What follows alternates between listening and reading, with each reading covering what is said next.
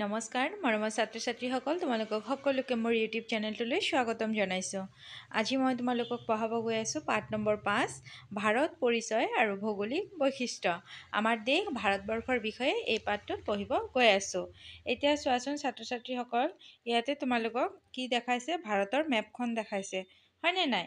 এই ভাৰতৰ মেপখনৰ বিষয়ে এতিয়া আমি কি কৰিম? পঢ়িম, ঠিক আছে? চোৱা ছাত্ৰ ছাত্ৰীসকল, তোমালোকে ভাৰতৰ মেপখন ধুনীয়াকৈ তোমালোকক চাব দিছে। এইটো হৈছে আমাৰ দেশ ভাৰতবৰ্ষৰ মেপ। আৰু ইয়াত চোৱা, ইয়াত কি আছে? শ্ৰীলংকা আছে। দেখিছানে? শ্ৰীলংকা, এই সাগৰ মহাসাগৰ আৰু ভাৰতৰ সম্বন্ধে কিন্তু আমি এই পাঠত পঢ়িবলৈ গৈ আছোঁ। আৰু আমাৰ এই ভাৰতবৰ্ষৰ চাৰিওপাশে দেখিছানে আৰু কিছুমান দেশ আছে, সেই দেশসমূহৰ বিষয়েও কিন্তু আমি পঢ়িম। চীন, পাকিস্তান, এনেকুৱা আফগানিস্তান, এইবিলাক দেশ আছে। আৰু ইয়াত চোৱা কি আছে? সাগৰ আছে। এয়াই হৈছে বংগোপসাগৰ, আৰৱ সাগৰ, ভাৰতৰ মানে দুই দিশে থকা সাগৰ। আৰু তলত আছে, উত্তৰত আছে কি চোৱা? ভাৰত মহাসাগৰ। আৰু তোমালোকে সকলোৱে আগে মেপ পঢ়িব হ'লে পূব, পশ্চিম, উত্তৰ, দক্ষিণ জানিব লাগিব, ঠিক আছে? পূব, পশ্চিম, উত্তৰ, দক্ষিণ, নৰ্থ ইষ্ট, মানে ইষ্ট, চাউথ, নৰ্থ, এইবিলাক ৱেষ্ট জানিব লাগিব। তো সাধাৰণতে এনেকুৱা থাকে, যদি আমি দিশটো ভাগ কৰোঁ, এনেকৈ 4টা ভাগত ভাগ কৰা হয়, হয়নে নাই? এই ছাইডটোক কোৱা হয় ইষ্ট বুলি। কি বুলি কোৱা হয়? ইষ্ট মানে পূব। আৰু এই ছাইডটোক কি বুলি? ৱেষ্ট। ৱেষ্ট মানে হৈছে কি? পশ্চিম। আৰু এই ছাইডটোক কি বুলি কোৱা হয়? নৰ্থ। মানে এই ভাৰতবৰ্ষৰ ওপৰৰ ছাইড যিটো আছে, এই ওপৰৰ ছাইডখিনি হৈছে উত্তৰ দিশ, ঠিক আছে? আৰু এই তলৰ যিখিনি অংশ, এইখিনি হৈছে দক্ষিণ দিশ, চাউথ বুলি কয়। ইংৰাজীত কি বুলি কোৱা হয়? চাউথ বুলি কোৱা হয়। তো আমি এই ভাৰতবৰ্ষৰ এই মেপটো চোৱা, এইখিনি হ'ল, যদি আমি এনেকৈ 4টা ভাগত ভাগ কৰোঁ, তেতিয়াহ'লে কি হ'ব?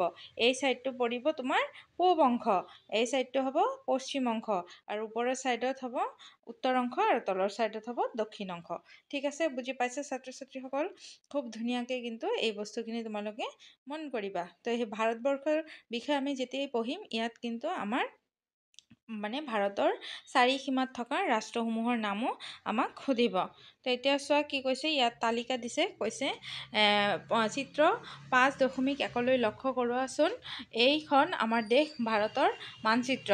আমাৰ দেশখনৰ লগত কোন কেইখন দেশ সাগৰ মহাসাগৰ লাগি থকা দেখিছা বাৰু? তাৰ ভিতৰত তলৰ তালিকাখন প্ৰস্তুত কৰা, ঠিক আছে? ইয়াত দেশৰ নাম, আৰু এই ছাইডত তোমালোকে দেশৰ নাম লিখিবা, ইয়াত সাগৰ মহাসাগৰৰ নাম লিখিবা। সাগৰ মহাসাগৰৰ নামবিলাক এই আৰৱ সাগৰ, বংগোপসাগৰ, ভাৰত মহাসাগৰ, এইখিনি লিখিলেই হ'ল, ঠিক আছে ছাত্ৰ ছাত্ৰীসকল? এতিয়া আহা আমি পাঠটো পঢ়ি চাওঁ অলপ। কি কৈছে?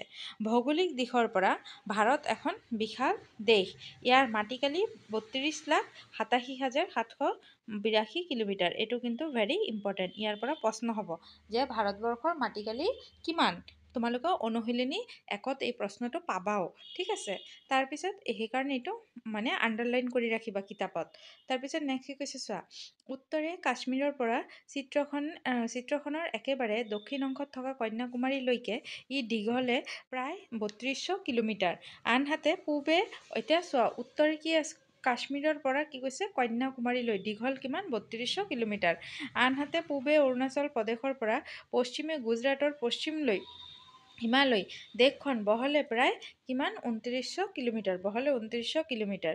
পৃথিৱী পৃষ্ঠত ভাৰত সম্পূৰ্ণৰূপে উত্তৰ গোলাৰ্ধত অৱস্থিত। পৃথিৱী পৃষ্ঠত ভাৰত সম্পূৰ্ণৰূপে কি? উত্তৰ গোলাৰ্ধত অৱস্থিত।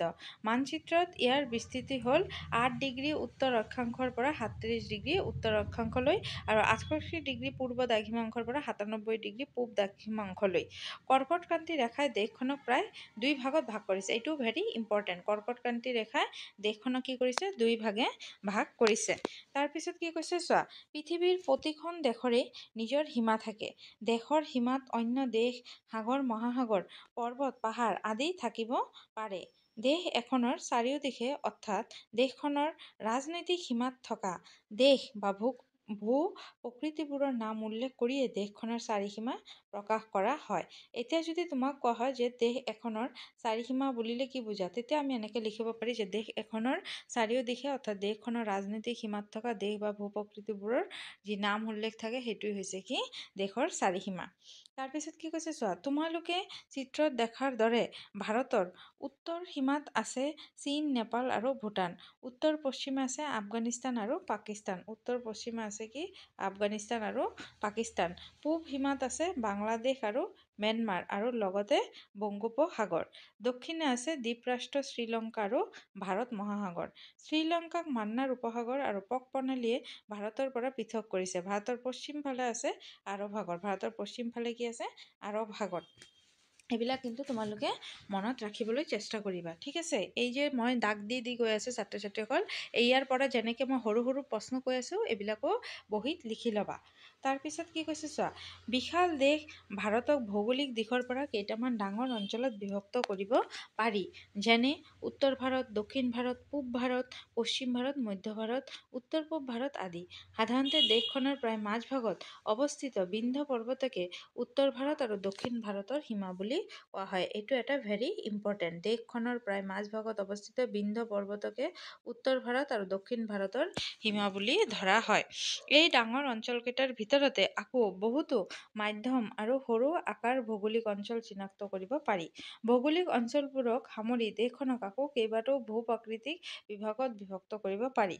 প্ৰশাসনিক সুবিধাৰ বাবে দেশখনক ২৮খন ৰাজ্য, ৮খন কেন্দ্ৰীয় শাসিত অঞ্চলত ভাগ কৰা হৈছে। কেইটা ৰাজ্য? ২৮খন ৰাজ্য আৰু ৮খন কেন্দ্ৰীয় শাসিত অঞ্চলত ভাগ কৰা হৈছে। ইয়াৰ আটাইকেইখন নিজা চাৰিসীমা আৰু ৰাজধানী আছে। আটাইকেইটাৰে নিজা চাৰিসীমা আৰু কি আছে? ৰাজধানী আছে। তাৰপিছত ইয়াত দিছে জানো আহা, প্ৰাচীন ভাৰতৰ কাব্যসমূহত ভাৰতৰ চাৰিসীমাৰ বিষয়ে এইদৰে লিখা আছে। মানে চাৰিসীমা বুজাবলৈ কেনেকৈ লিখা আছে চোৱা, হিমালয়ং সমাৰম্ভ যাৱৎ ইন্দু সৰোবৰম তাং দেৱীনিৰ্মিতং দেশং হিন্দুস্তানং প্ৰত্যক্ষতে। হিমালয়ৰ পৰা ইন্দু বা ভাৰত মহাসাগৰলৈ বিস্তৃত দেৱতাই নিৰ্মাণ কৰা এই ঠাইখিনিকে হিন্দুস্তান বুলি কোৱা হয়। উত্তৰং যত সমুদ্ৰস্য হিমে দ্ৰশ্যত দক্ষিণম বংশ তদনং ভাৰতং নাম ভাৰতীয় যত সন্ত্ৰিতং। এইটো বিষ্ণু পুৰাণত লিখা আছে। তাৰপিছত সমুদ্ৰৰ উত্তৰে আৰু হিমালয়ৰ দক্ষিণে যি দেশ তাকে ভাৰত বুলি কয় আৰু তাৰ সন্তানসকলক ভাৰতীয় বুলি কোৱা হয়। এই অনুশীলনী একৰ প্ৰশ্ন এইখিনি আছে, ঠিক আছে? এইখিনি খুব ধুনীয়াকৈ মই লিখি দিছোঁ। লাষ্টত তোমালোকে ভিডিঅ'টোৰ শেষৰ পালে পাই যাবা প্ৰশ্ন উত্তৰখিনি। তাৰ পৰা তোমালোকে নিজে বহীত লিখি ল'বা। তাৰপিছত কি কৈছে চোৱা, এতিয়া আমি ভাৰতৰ চাৰিসীমাৰ সম্বন্ধে পঢ়িলোঁ। এতিয়া আমি ভূ-প্ৰাকৃতিক বিভাগ সম্পৰ্কে পঢ়িম। কৈছে পৰ্বত, পাহাৰ, মালভূমি, সমভূমি, উপত্যকা, উপকূল আদি প্ৰাকৃতিক অৱয়ৱৰ ফালৰ পৰা ভাৰত এখন অতি বৈচিত্ৰ্যপূৰ্ণ দেশ। দেশখনত থকা এনে অৱয়ৱসমূহৰ আধাৰত ভাৰতক তলত দিয়া প্ৰধান ভূ-প্ৰাকৃতিক অঞ্চলত বিভক্ত কৰিব পাৰি। ৫.২ চিত্ৰত থকা ভাগকেইটালৈ মন কৰা। এতিয়া ভাগ কৰিছে চোৱা, কি কি ভাগ কৰিছে? উত্তৰ পূব ভাৰত, উত্তৰৰ পাৰ্বত্য অঞ্চল, কি কৰিছে? উত্তৰৰ পাৰ্বত্য অঞ্চল, উত্তৰ ভাৰতৰ সমভূমি অঞ্চল, দাক্ষিণাত্যৰ মালভূমি অঞ্চল, উপকূলীয় নিম্নভূমি অঞ্চল, তাৰপিছত মৰুভূমি অঞ্চল আৰু কি আছে? দ্বীপ অঞ্চল। এইকেইটা হৈছে ভূ-প্ৰাকৃতিক হিচাপে আমাৰ ভাৰতবৰ্ষৰ ভাগ, ঠিক আছে? নেক্সট কি কৈছে চোৱা, উত্তৰৰ পাৰ্বত্য অঞ্চল কৈছে হিমালয় পৰ্বতমালা আৰু ইয়াৰ লগত লাগি থকা সৰু বৰ পৰ্বত পাহাৰেৰে উত্তৰ পাৰ্বত্য অঞ্চল গঠিত। হিমালয় পৰ্বতক ভাৰতৰ সীমাৰ প্ৰাচীৰ বুলি কোৱা হয়। এইটো ভেৰি ইম্পৰ্টেণ্ট। হিমালয় পৰ্বতক কি বুলি কোৱা হয়? হিমালয় পৰ্বতক ভাৰতৰ সীমাৰ প্ৰাচীৰ বুলি কোৱা হয়। পূব পশ্চিমীয়াকৈ বা দীঘলীয়াকৈ উচ্চতাৰ ভিত্তিত হিমালয় পৰ্বতক তিনি শ্ৰেণীত ভাগ কৰা হয়। কেইটা ভাগত ভাগ কৰা হয়? তিনি শ্ৰেণীত ভাগ কৰা হয়। উচ্চ হিমালয়, নিম্ন হিমালয় আৰু বহি হিমালয়। এইভাৱে তিনিটা ভাগে ভাগ কৰা হৈছে। কাক ভাগ কৰা হৈছে? হিমালয় পৰ্বতক ভাগ কৰা হৈছে। হিমালয় পৰ্বতক তিনি শ্ৰেণীত ভাগ কৰা হয়। পৃথিৱীৰ উচ্চতম শৃংগ মাউণ্ট এভাৰেষ্ট উচ্চ হিমালয়ৰ অন্তৰ্গত। এই অঞ্চলৰ গড় প্ৰায় ৬,০০০ মিটাৰ। এই অঞ্চলৰ গড় প্ৰায় কিমান? ৬,০০০ মিটাৰ। আৰু ই বছৰৰ ১২ মাহ বৰফেৰে ঢাক খাই থাকে।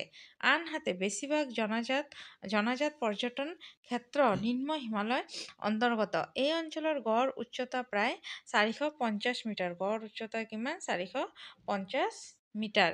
তাৰপিছত কৈছে বহি হিমালয়ৰ গড় উচ্চতা বহি হিমালয়ৰ গড় উচ্চতা প্ৰায় ১২০০ মিটাৰ। এই অংশৰ মাজে মাজে অৱস্থিত উপত্যকাবোৰক ডুন বুলি কোৱা হয়।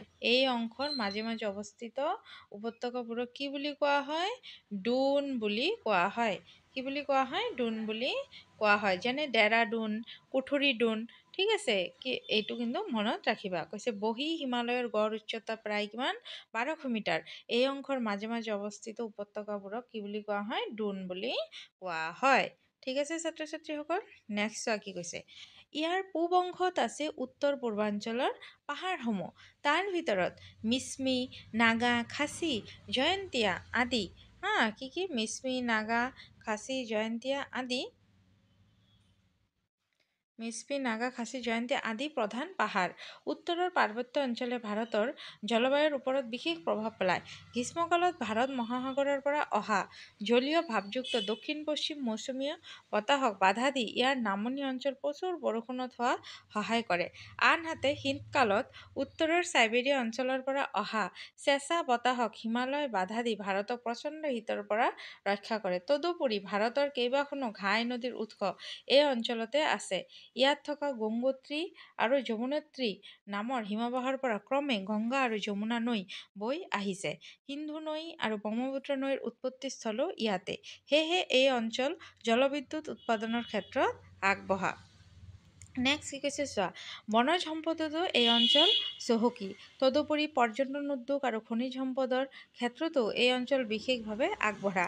এই অঞ্চলত কাশ্মীৰ উপত্যকা, কুলু, মানালী, নৈনিতাল, মৌচুৰী, দাৰ্জিলিং আদি হাইস্থাকৰ ঠাই। এইবিলাকো কিন্তু ইম্পৰ্টেণ্ট আহে যে ভাৰতত 2টা হাইস্থাকৰ ঠাইৰ নাম লিখা, তেতিয়া তোমালোকে ইয়াৰ পৰা লিখিব পাৰিবা। ঠিক আছে, বুজি পাইছা? নেক্সট কি কৈছে চোৱা। কৈছে উত্তৰ ভাৰতৰ সমভূমি অঞ্চল। এতিয়া আমি কি পঢ়িম? উত্তৰ ভাৰতৰ সমভূমি অঞ্চল। উত্তৰ ভাৰত কোনটো? এইটো হৈছে উত্তৰ ভাৰত। ইয়াত হৈছে কি?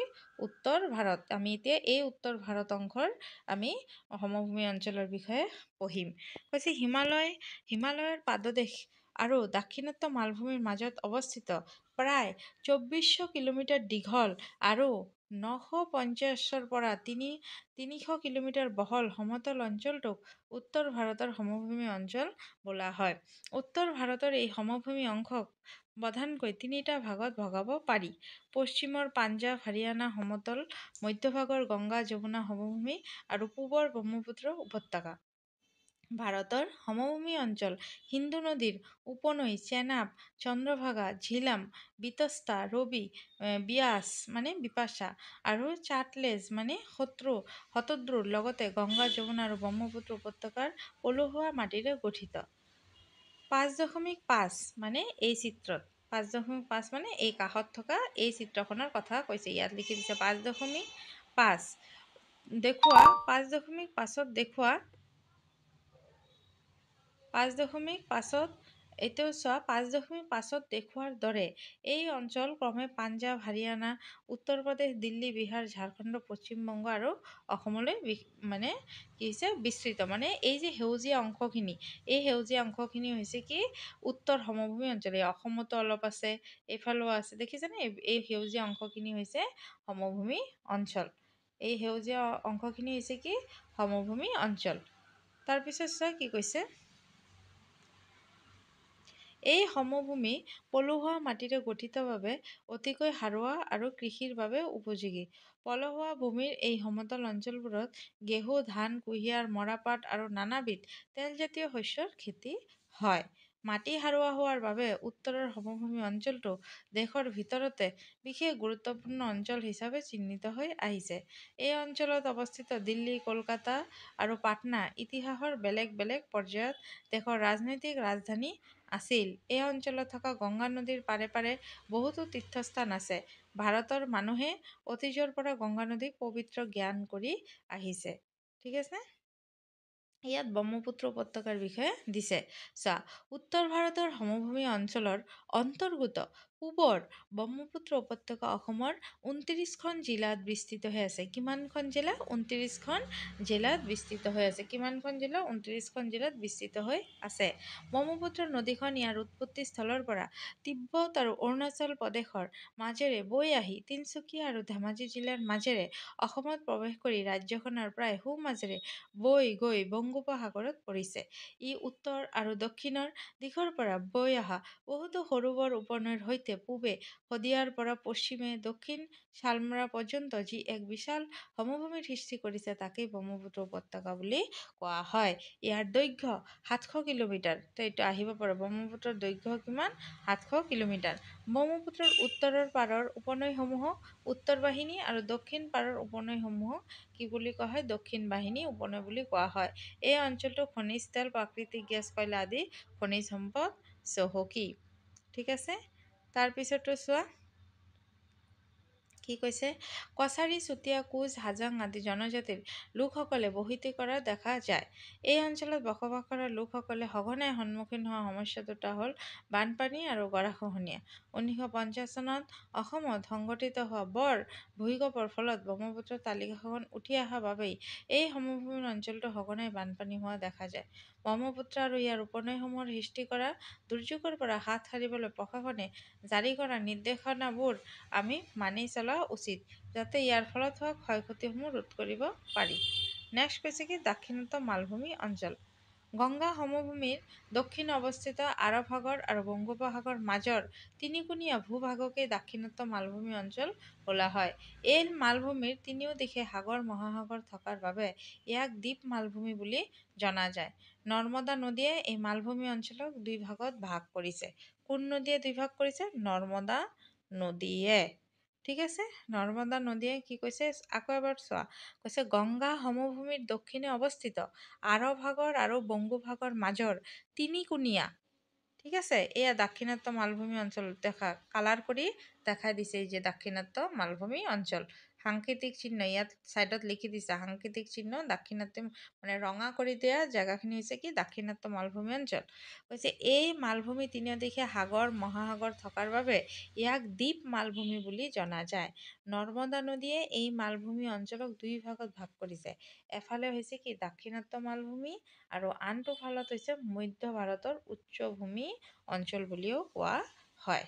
ঠিক আছে ছাত্ৰ ছাত্ৰীসকল, নেক্সট আছে দাক্ষিণাত্য মালভূমিৰ উত্তৰ অংশত পশ্চিমৰ পৰা পূবলৈ যথাক্ৰমে আৰাৱলী, বিন্ধ্য, সাতপুৰা, মহাদেৱ, মহাকাল আৰু ৰাজমহল পাহাৰ অৱস্থিত। এই অঞ্চলৰ উল্লেখযোগ্য নদী কেইখনমান হ'ল গোদাবৰী, কাবেৰী আৰু তুংগভদ্ৰা আৰু কৃষ্ণা। এই অঞ্চলৰ চাৰিটা নদী। দাক্ষিণাত্য মালভূমিয়ে আগুৰি থকা অঞ্চলক দেখুওৱা হৈছে। এই অঞ্চলত তেলেংগানা, অন্ধ্ৰপ্ৰদেশ, কৰ্ণাটক, মহাৰাষ্ট্ৰ, কেৰালা, তামিলনাডুৰ লগতে মধ্যপ্ৰদেশ আৰু ছত্তীশগড় ৰাজ্যৰ কিছু অংশলৈ বিস্তৃত। ভাৰতৰ মালভূমি অঞ্চলৰ অন্তৰ্গত ছোটনাগপুৰ মালভূমিত প্ৰচুৰ পৰিমাণে লোৰ আকৰ আৰু কয়লা পোৱা যায়। আগ্নেয়গিৰিৰ পৰা নিৰ্গত লাভাৰে গঠিত মালভূমি অঞ্চলত উৎকৃষ্ট কপাহ খেতি হয়। এইটো কিন্তু ভেৰি ইম্পৰ্টেণ্ট। ঠিক আছে, দাক্ষিণাত্য মালভূমি কলা মাটি অঞ্চলত কপাহ খেতিৰ বাবে বিখ্যাত। আৰু ছাত্ৰ ছাত্ৰীসকল এইটো কিন্তু মনত ৰাখিবা যে কপাহ খেতিৰ বাবে কিন্তু কলা মাটি কিন্তু বহুত বিখ্যাত। ঠিক আছে, আৰু দাক্ষিণাত্য অঞ্চলতে কলা মাটি বেছি পোৱা যায়, সেইকাৰণে তাতেই কপাহ খেতিও কি হয়? বেছি পৰিমাণে হয়। তাৰপিছত কি কৈছে? জান জুৰি পানী থিয়তললৈ পৰিসুন্দ্ৰো জগ আদিৰ দৰে কেইবাটাও বিখ্যাত জলপ্ৰপাত সৃষ্টি কৰিছে। এনে জলপ্ৰপাতবোৰ পৰ্যটনৰ কেন্দ্ৰ হৈ পৰিছে। নেক্সট কি কৈছে? চোৱা, উপকূলীয় নিম্নভূমি অঞ্চল। ভাৰতৰ এক বৃহৎ অঞ্চল সাগৰ মহাসাগৰ আগুৰি আছে। দেশখনৰ উপকূলীয় নিম্নভূমি অঞ্চলটোৰ পূব দিশত আছে বংগোপসাগৰ, পশ্চিমে পশ্চিম ঘাট পৰ্বতৰ গাতে লাগি আছে আৰৱ সাগৰ। দেশখনৰ দক্ষিণ দিশে আছে ভাৰত মহাসাগৰ। দক্ষিণে কি আছে?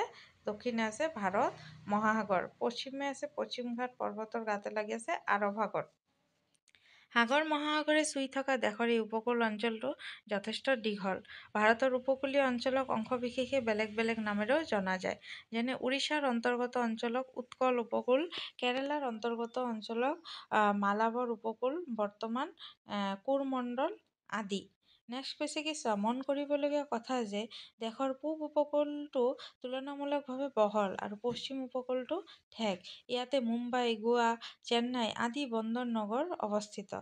এই সাগৰীয় বন্দৰসমূহৰ যোগেদি ভাৰতৰ অধিকাংশ বহিঃ-বাণিজ্য সম্পাদন কৰা হয়। উপকূলীয় অঞ্চলৰ কিছু কিছু ঠাইত ধান খেতি কৰা হয় যদিও সাগৰীয় মাছ ধৰাটোহে ইয়াৰ বাসিন্দাসকলৰ প্ৰধান বৃত্তি। নেক্সট হৈছে কি মৰুভূমি অঞ্চল। ভাৰতৰ মৰুভূমি অঞ্চলটো থৰ মৰুভূমি নামেৰে জনাজাত। ভাৰতৰ মৰুভূমি অঞ্চলটো কি নামেৰে জনাজাত? থৰ মৰুভূমি নামেৰে জনাজাত। দেশখনৰ উত্তৰ-পশ্চিম দিশত অৱস্থিত ই প্ৰধানকৈ ৰাজস্থান ৰাজ্যৰ অন্তৰ্গত। থৰ মৰুভূমি নামেৰে এই অঞ্চল বৰ্তমান পাকিস্তানলৈ বিয়পি আছে। এই মৰুভূমি প্ৰায় 2,00,000 বৰ্গ কিলোমিটাৰ এলেকা আগুৰি আছে।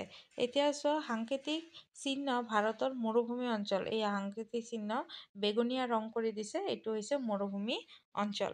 থৰ মৰু অঞ্চল গড় বাৰ্ষিক বৃষ্টিপাতৰ পৰিমাণ কিমান? 10 ৰ পৰা 50 চেণ্টিমিটাৰ। লুনি হ'ল ইয়াৰ একমাত্ৰ নদী আৰু এই থৰ মৰুভূমিৰ যিটো নদীৰ নাম সেইটো হৈছে কি লুনি।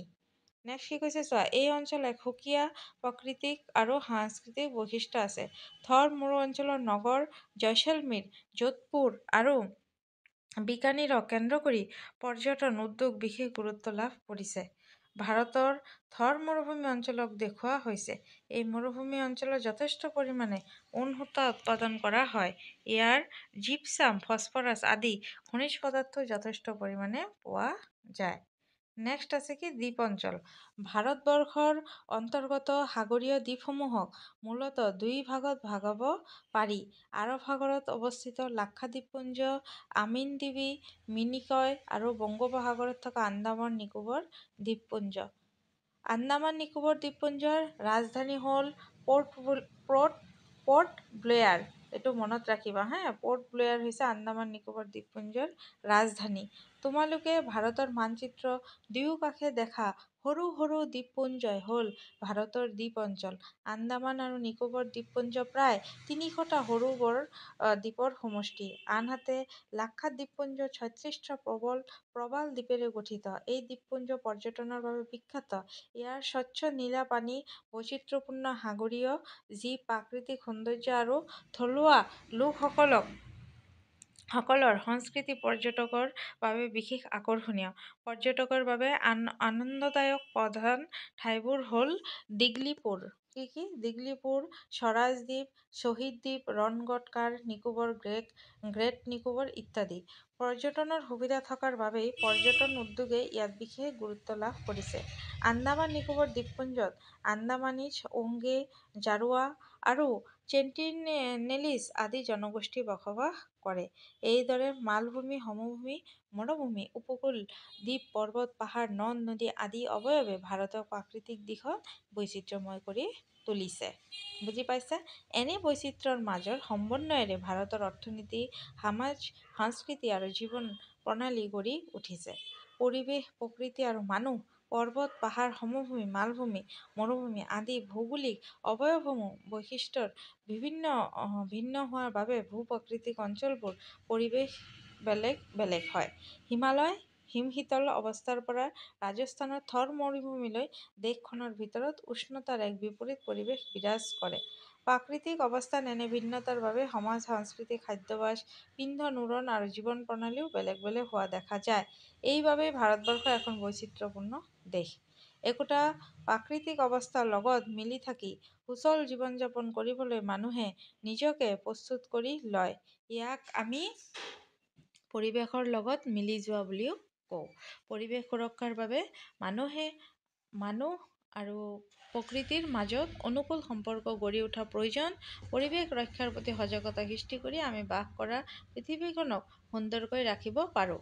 ভাৰতবৰ্ষৰ দৰে ঘন জনবসতিৰ দেশত প্ৰাকৃতিক সম্পদৰ উচিত ব্যৱহাৰ কৰিলেহে আমি প্ৰকৃতিৰ সৈতে সফল ৰূপত জীৱন নিৰ্বাহ কৰিব পাৰিম। বুজি পাইছা ছাত্ৰ-ছাত্ৰীসকল? আৰু ইয়াত প্ৰশ্ন আছে, এই প্ৰশ্নখিনি মই চব তোমালোকক ভিডিঅ'ৰ শেষৰ ফালে দি দিছোঁ। এই প্ৰশ্ন উত্তৰখিনি খুব ধুনীয়াকৈ নিজৰ বহীত লিখি ল'বা। ইয়াতো প্ৰশ্ন আছে অনুশীলনী 2। ঠিক আছে ছাত্ৰ-ছাত্ৰীসকল, যদি ভিডিঅ' চাই ভাল লাগে তেতিয়াহ'লে যোৱাৰ আগত অন্ততঃ এটা লাইক কৰি দিবা। ঠিক আছে। চবে ভালকৈ থাকিবা আৰু খুব ধুনীয়াকৈ পঢ়া লিখা কৰিবা। এই ভিডিঅ'সমূহ চাই ধুনীয়াকৈ লিখি ল'বা নিজে আৰু নোচোৱাকৈ লিখাৰ অভ্যাস কৰিবা। থেংক ইউ সকলোকে, সকলোৱে সুস্থ থাকিবা দেই।